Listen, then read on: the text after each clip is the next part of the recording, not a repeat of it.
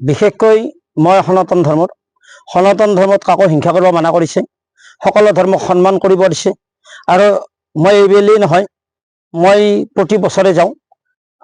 প্ৰথম মই কিন্তু আমাৰ অঞ্চলত খানকা এখন আছে মিলপাৰাত, মই খানকাত প্ৰথম ৰজাৰ দিনে মই খানকাত ইফতাৰৰ যোগাৰখিনি লৈ যাওঁ।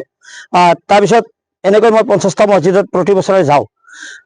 মই বুজি নাপাওঁ, কথা হ'ল কি তেখেতসকলে এটা ভাল ধৰ্ম, যিটো ইছলাম ধৰ্ম, পবিত্ৰ ধৰ্ম পালন কৰিছে, ৰজা ৰাখিছে। ৰজা সন্মান কৰাটো আমাৰ কৰ্তব্য। ৰজা নাৰাখিলেহে ইছলাম হয়, ৰজা নাৰাখিলেহে বেয়া। ৰজা নাৰাখিলে তেওঁক ভাল নাপাওঁ, চিধা কৈছোঁ আৰু যে ৰজাক আমি সন্মান কৰোঁ। পবিত্ৰ ইছলাম ধৰ্মত তেখেতসকলে 1 মাহ ব্ৰত পালে, এই 1 মাহ ব্ৰত যাতে ভালকৈ পালিব পাৰে। আমাৰ নিচিনা আমি সনাতন ধৰ্মত থাকি বা মই এজন সাধনা কৰা হিচাপেও তেখেতসকলক যদি অলপ সন্মান কৰোঁ, নিশ্চয় তেখেতসকলে আমাৰ ধৰ্মৰ প্ৰতি তেখেতলোকৰ আস্থাৰ বিশ্বাস যিটো সন্মান তেখেতসকলেও কৰিব। গতিকে আমি ধৰ্মক লৈ ইটোৱে সিটোৱে হিংসা নিন্দা কৰাটো এইটো কোনো কথা নহয়। গতিকে সকলোৱে মিলি সকলো ধৰ্মক সন্মান কৰিব লাগে। সকলো ধৰ্মক সন্মান কৰিলেহে নিজৰ ধৰ্মটোৰ যিটো এটা সন্মান বাঢ়ি যায়। যদি আমি আনৰ ধৰ্মকে সন্মান কৰিব নোৱাৰোঁ, নিজে কি ধৰ্ম পালন কৰিম? গতিকে মই আগতে কৈছোঁ, নহওঁ মই হিন্দু, নহওঁ মুছলমান, এই ভাৰতত মই জন্ম হৈছোঁ ভাৰতীয় সন্তান। কোন হেৰা হিন্দু, কোন মুছলমান, সকলোৰে তেজৰ একে ৰং। নহওঁ মই হিন্দু, নহওঁ মুছলমান, সকলোৱে এক আল্লাহ বা ঈশ্বৰৰ সন্তান। এইটো ভাবিয়ে মই মছজিদে, মন্দিৰে, গীৰ্জাই মই চবতে যাওঁ। মই যাওঁ কিয়? সকলোৱে আমাৰ আদৰ্শটো সকলোৱে লওক। আমাৰ আদৰ্শটো যেতিয়া ল'ব, কিছুমান ৰাজনীতিৰ নেতাই আমাৰ মাজত বিষ বাষ্প বিয়পাই দিয়ে, যাতে এই বিষ বাষ্পটো আমাৰ জনসাধাৰণৰ পৰা বিয়পাব নোৱাৰে। আমি শান্তি সম্প্ৰীতিৰ বাণী, আজি এখেতসকলে হাজো সমষ্টিত আছিলে, এতিয়া ৰঙিয়া সমষ্টি পৰিছে। মই আজি ৰঙিয়া সমষ্টিৰ ইয়াতে আহি দক্ষিণ সিংৰাৰ যিটো মছজিদ, মই আহি নিশ্চয় আনন্দিত হৈছোঁ। আজি আমাৰ ইছলামধৰ্মী ভাইসকলক লগ পাইছোঁ।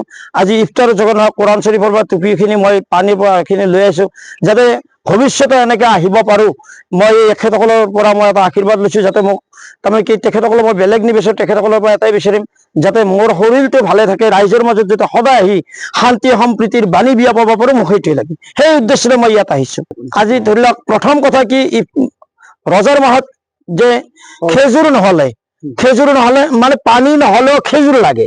মই অলপ খেজুৰ আনিছোঁ, তাৰ লগত অলপ আপেল, তাৰ কল, অলপ বুনিয়া, যথাসাধ্য আৰু অলপ আপেল বা পানী অলপ, টুপি, 2খন কোৰাণ, ঠিক এনেকুৱা ধৰণে মই লৈ আহিছোঁ।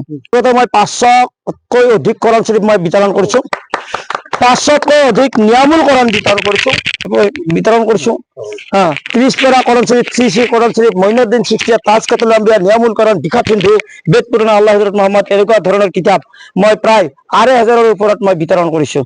মোৰ এইটো তাৰমানে এটা কথা কি, ধৰ্মৰ বাণীহে, তাত কিহৰ বাণী আছে? আল্লাহ ঈশ্বৰ একেই। আল্লাহ কাক কৈছে? আল্লাহ নেদেখাত আছে, ওচৰত আছে।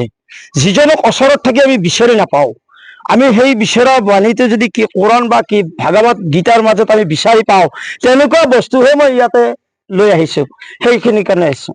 মই চালাম দিছোঁ। আসসালামু আলাইকুম। ওয়ালাইকুম সালাম। আজি আমাৰ এখেতে ৰাসুদু ৰামদিয়াৰ পৰা আহি আমাক যি ইফতাৰ সামগ্ৰী দিলে, আমি খুবেই আনন্দিত। আপোনালোকে চাওক, ভাবি চাওক, আমাৰ এই হাজো সমষ্টি, আচলতে আগতে আমাৰ হাজো সমষ্টি আছিলে, হাজো এৰিয়া। আমি এতিয়াও হাজো আমি গৌৰৱ কৰোঁ।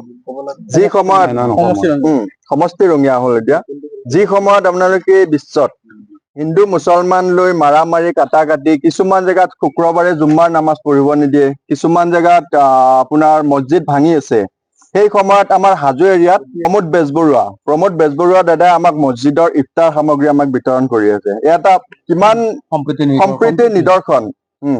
গতিকে আমি আটাই দক্ষিণ সিংৰা ৰাইজে সন্ধিয়া মগৰিবৰ আগে আগে যি ইফতাৰ কৰোঁ, তেখেতে দিয়া ইফতাৰ খাই পেলাই আজি আমি ৰোজা ভাঙিম। তো আমি তেখেতৰ কাৰণে ইনশাআল্লাহ দোৱা কৰিম, তেখেতৰ সুদীৰ্ঘ আয়ুস কামনা কৰি ভৱিষ্যতে যাতে তেখেতে এনেকে ভাল আদৰ্শ সমাজৰ আগত দাঙি ধৰিব পাৰে, তাৰ কাৰণে আমি দোৱা কৰিম। আৰু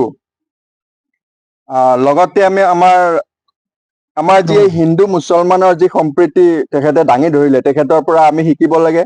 আমি বুলিয়ে নহয়, আমাৰ গোটেই ভাৰতবৰ্ষৰ, গোটেই অসমৰ সকলোৱে আমি শিকিব লাগে।